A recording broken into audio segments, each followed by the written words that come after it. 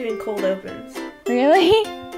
Yeah, I think that would be cool. It would make us feel like a real podcast. Alrighty. You got any ideas for the cold open for this episode? I could talk about Christmas Story again. Alright, why don't you tell the story of what just happened to you? Okay, so, last night, I have to go to 2 plays for my directing class to review, and the Shakespeare Tavern is doing 12th night, so that's one taken care of. I mean, heck, it's 12th night. But then we were looking for another one, and on Ticketmaster, randomly, it said, A Christmas Story the Musical, November 10th to November 12th at 2 p.m. And so Keaton and I, my partner, Keaton and I, were like, oh, that sounds great. We'll just go to that. It'll be, a great way to, spend the day and also to get my homework done. But then we found, when we bought the tickets, it said 5 p.m. So we're like, is it at 2 or is it at 5? But we found 2 sources that said it was at 2 p.m. and only one that said it was at 5. So we head down there. It was a half-hour drive. We head down there, and there's, nobody in the parking lot. So we follow some cars with some people in it, and we follow them out, and then we find in the set. And the set's there. It's an outdoor auditorium and everything. And everybody's just kind of milling around. And then somebody comes up to us and said, oh, just so you know, there's a card backstage for Shirley for you to sign. And we're like, we don't know who Shirley is. Turns out we had crashed the cast party. That was also the going away party for this Shirley person. So we're like, okay, well, we'll see you in 3 hours, because apparently it was at 5. And it was 50 degrees at that time. By the time we got back at 5, it was, 45 and dropping fast. And so these poor children, most of them were under 6th grade, had to do this play in the freezing cold weather. I commend them for it, but yeah, I'm going to rip it apart in my review. Hello, everyone, and welcome back to Compatible. We did a cold open. Yeah, we're professional podcasters now. This is how we make our money. Yep. So we are quickly nearing the end of our Austen mini-series. We're over halfway done. Yep. And who would we have left? Well, we have today's episode, which is Anne and Wentworth. And then we have Catherine and Henry. And then Fanny and Edmund. And then we're done. Yeah, boy. We're going out with a bang. I got discussion questions for the wrong book. I have Catherine and Henry up. I forgot we hadn't done Anne and Wentworth. Oh no, guys, this is how professional we are. Whoops. I can get questions for persuasion up real quick. I mean, I have some things we can talk about for persuasion. Okay. Persuasion is, unfortunately, probably the Austen I'm least familiar with. And the thing is, I've read Austen books, but the way they've become, cemented in my head is through watching web series versions of them. And there hasn't really been a web series version of Persuasion yet. Yet. So this is probably the ship that I am, the least familiar with, just because I haven't really watched any adaptations of it. I mean, I saw an adaptation of it a long time ago, the BBC one, and it was extremely sexualized. I was not ready for that. And so it's kind of been in my head as, the most scandalous of the Austen novels. Well, I think it is one of the most interesting, because was it her last book? It was the last book that was published. I'm not sure it was the last one she wrote.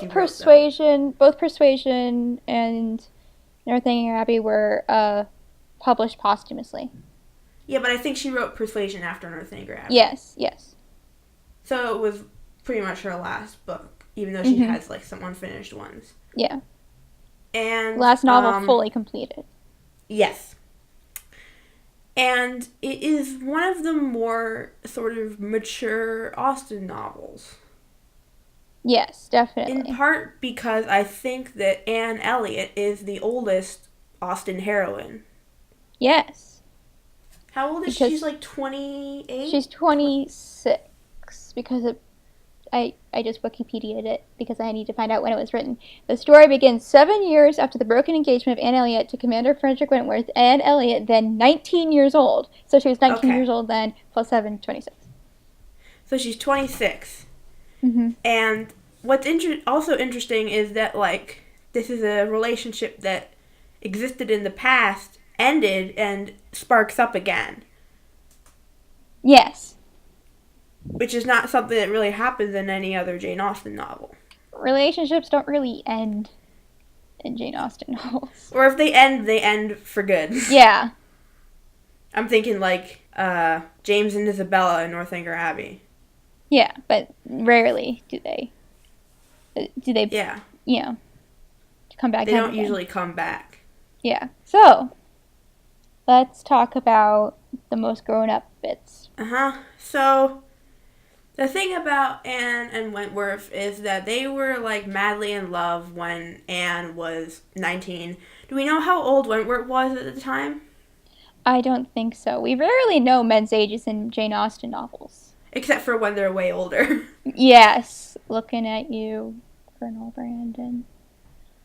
Yeah, so he's older, though. Yeah, I mean, that's just, like, typical that they're always at least a little bit older. Yes. And they were kids, but they were still kids in love, and they got engaged. But then... Why was it that Anne was persuaded not to marry Wentworth? I think it was because he was going off to war. Yes. So, yeah. It was because she was so young, and he was going off. And he wasn't really wealthy. Yeah. And they needed to be wealthy because they're not the most rich family. So that was the flashback. Oh. Yeah, flashback. Flash forward 7 years.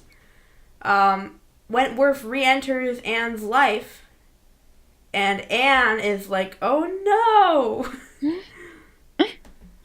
Oh no. And the thing about that is that Anne and Wentworth both have sort of alternate love interests. Yes. Like, Anne has two. She has Benwick, and she has, well, her cousin, Mr. Elliot. Again with the cousins, Jane. Again with the cousins. And doesn't it signify something that the cousins we have are Lizzie and Mr. Collins, bad ship. Anne and Mr. Elliot, bad ship. Fanny and Edmund, the best ship. Yeah, they're interesting. They're not the best Austen ship. Yeah, the best Austen ship. In my opinion, not in your opinion, but in my opinion. But I will keep mum until then. Wentworth, whose first name is Frederick. I just thought I would get that out of the way. His name's Fred. Fred Wentworth. Freddie Wentworth.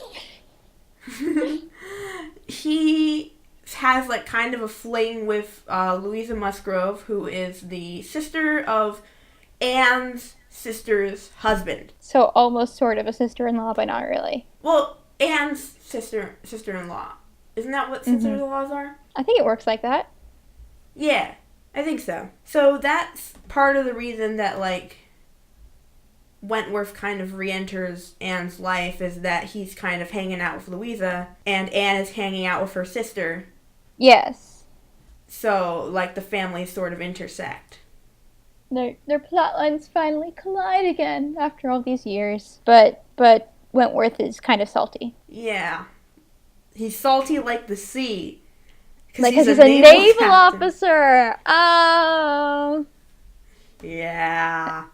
That's a good one. He's a salty sailor. So yeah, Wentworth has Louisa, and then Anne has Benwick. I think is the more viable of the potential boys she could be with, because Mr. Elliot's kind of just a jerk, but Benwick's actually a cool guy. They're a cool guy. You know, they have interests in common, but it's. There's no spark there. Yeah, it feels like he's the man left at the altar. You know. Well, he's mourning the death of his fiancée, as Wikipedia says. Yeah, that's a little bit of a damper on any relationship. Yeah, so, like, they're, like, hanging out, and they're, like, friends. And Wentworth is like, a man and a woman hanging out in this day and age? They must be romantic. In this economy? In this economy? Romance. Oh, and Meanwhile, pre-Harry and Sally days. Yeah. Meanwhile, my boy Fred is being, like, pretty scandalous with Louisa, I think. Yeah, I don't think that Freddie boy can do a normal relationship. Yeah, they're basically acting like they're engaged. But they're not. Gasp in horror. Yeah. The thing about Anne Elliot is that she is a badass. Oh, yes, totally. Probably one of the more badassery, like up there with Lizzie in badassiness. I'd say she's more badass than Lizzie, just because she has more, like, life experience. And there's that whole scene where, like, Louisa falls down or whatever. She, like, trips, and everyone's like, oh my god, what do we do? And Anne is just like, everyone chill out, I got this. And she takes care of the whole situation, and Wentworth is there, and he's like, damn. That's the girl I fell in love with. Knows how to hold her own. Yeah, that's the girl I fell in love with. Yeah. And this freaking the letter that Wentworth writes, and oh yeah. Oh my god. The, like, pinnacle of romance. I need to find the letter. I need to Google the letter. Wentworth yes, letter to Anne. I need a dramatic reading of it, I think. Yes. I found it as called The Perfect Love Letter in this article. Alright. Let's do this. Dramatic reading. This is long.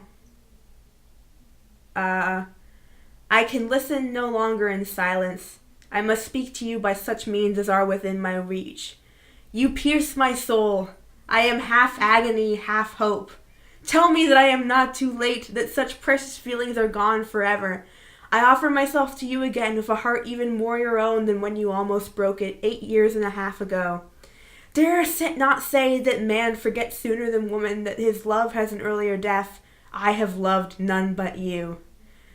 And then more stuff. Yeah, dang. But jeez. I'm suddenly cured. I'm heterosexual now. Yes. We're all straight. The love letter has cured me. But, like, dang-a-dang. You know that's a love letter written by a woman. Yes. Yes. And that is an interesting thing about Jane Austen, is that you know that all her dudes are written by a woman, because they're all, like, even ones that I don't like as much. The perfect man. Yeah. They're all, like, girls that like, guys that you would fall in love with as a girl. Yes. They're like, they're about as feminine as men get, which is probably why I was so obsessed with these men when I was little. And why a lot of them, I think, work really well being gender bent. Yes, yes. It's like that old phrase about how boys that would make beautiful lesbians. I think all of Jane Austen's boys would make beautiful lesbians. Yes. And they have. I did that. I did that. You did that. Yeah. And, like, they're all very sensitive, and you can imagine them, like, staring into wells, and it's just like, yep, that's the ladies. Like, no man would write that letter. A man would be like, no. Hey, I still like you. You seem to still like me, so let's get hitched. Yeah. Because that's how it works. Oh my god. Yeah. Oh, I'm looking at this letter. Are you getting overwhelmed? I am overwhelmed. I must go, uncertain of my fate, but I shall return hither, or follow your party as soon as possible. A word, a look will be enough to decide whether I enter your father's house this evening or never. Oh. Oh, Wentworth. He cares about her family. Jeez, Fred. Jeez, Jane. Yeah. Oh, goodness. And then, like, at the end, like, she's a Navy wife. And, like, I was a Navy kid when I was little, so I was like, oh yeah. Mm-hmm. And he's like, okay, I'm off. My country needs me. Mm-hmm. And it's just like, oh, yep, that's the life that I know. So that resonated with me when I was little, when I read these for the first time, way back when. Mm-hmm. Anyways. Is it too soon to rank them? Because I feel like once we rank them, we're going to have more discussion to do. Yeah, okay. I've done all my ranking at this point, but I am keeping them secret for now. Oh. But before I had number 1 Emma Knightley, number 2 Marianne Brandon, number 3 Eleanor Edward, and number 4 Elizabeth Darcy. Yes. I have Anne and Wentworth above Eleanor and Edward, but below Marianne and Brandon. Splitting up the siblings. Okay, I'm into it. Yeah, just because I don't know the book as well as I'd like to. Mm-hmm. So I think that unfortunately docks some points for them for me. If I knew the book better, maybe they would be higher. Okay, so it's not their fault. No, it's not their fault. It's my fault. It's not them. It's me. Okay. I think these kids are... My rankings were... You had Emma Knightley, then below that Eleanor Edward, then below that Elizabeth Darcy, below that Marianne Brandon. Yeah, I think these go between Lizzie Darcy and Marianne Brandon. Because I like them, but they're like my like the older sister character, and and her boyfriend, instead of Lizzie, the spunky teenager who likes to read books.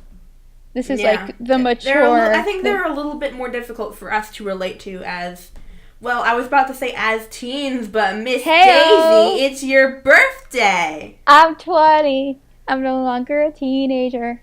So I get to relate to these people, except I don't yet. But yeah, like her appeal is not that she's spunky. It's that she's, got her life together and is a mature, independent woman. Yeah. Which I know has some spunk to it, but it's not just her spunk. Yeah, and I think it's what's so almost revolutionary about Anne is that she can make it on her own, but she doesn't have to. Yeah. Because Wentworth loves her. She can choose, yeah. Now I'm just thinking of Homestar Runner. I can make it on my own. It's just, there are hints of codependency sometimes in Jane Austen couplings. Marianne Brandon comes to mind. Because it feels like he can't exist without a woman to love him. And she's a small child, and so therefore it's like, yes, this man completes me. But I feel like in this case, they could have perfectly nice novels. Not just lives, but novels on their own. Yeah. Give me the Wentworth spin-off where he goes and does a bunch of cool naval battles and it's all actiony. So yeah, let's talk how long these would last. I think they're gonna last until death do them part. I feel like the maturity may not give us the most amazing ship, but it's definitely the longest lasting. I think that they're just very they become very comfortable with each other. And it may not make for the best story, but that's really cute and sweet. Yeah. It's just comfy. Yeah. It's a comfy love story. They're very nice, and I like them a lot. I think that's it. So next time on Compatible, we will be talking about Catherine and Henry, which I have a lot of feelings about, and we may also have a special guest. Really? Yay! Yeah. That was how But we will tell you more about that as it gets closer to that episode. Alrighty, I'm very excited. I have lots of feelings. Yeah, I have many, many feelings about Catherine and Henry. And even more about Mansfield Park. Oh, God. Yeah, boy. Alright. Thank you all so much for listening, and we'll talk to you guys later. Bye.